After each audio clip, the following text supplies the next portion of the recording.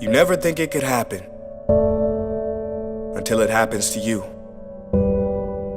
This is a story of a husband, wife, and son. A true story. The husband is a very successful businessman, very wealthy.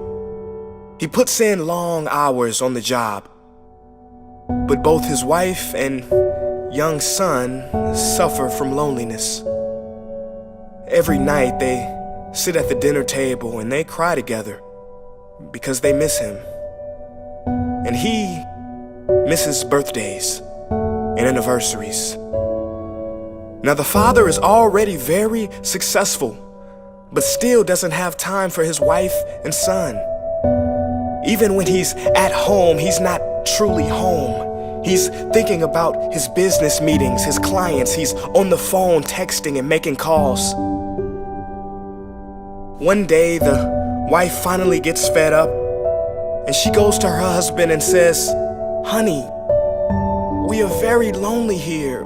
We miss you. Please come back to us." And the husband very lovingly says, "Darling, for the time being, no one can replace me as director. They need me. Just hold on a few more years, and when I find a new director, I will have more time for you and our son, I promise." 6 months later, the husband was driving on the same road he took home every night.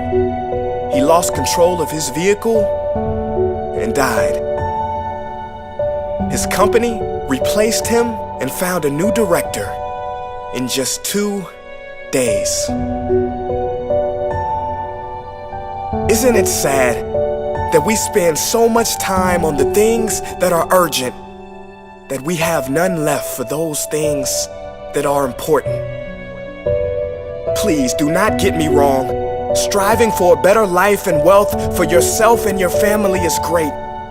Look, I don't think you can get too much money, but if money gets you, that's too much.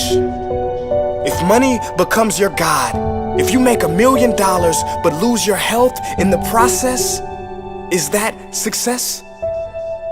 If you make it to the top of the corporate ladder but lose your friends and family in the process, is that success?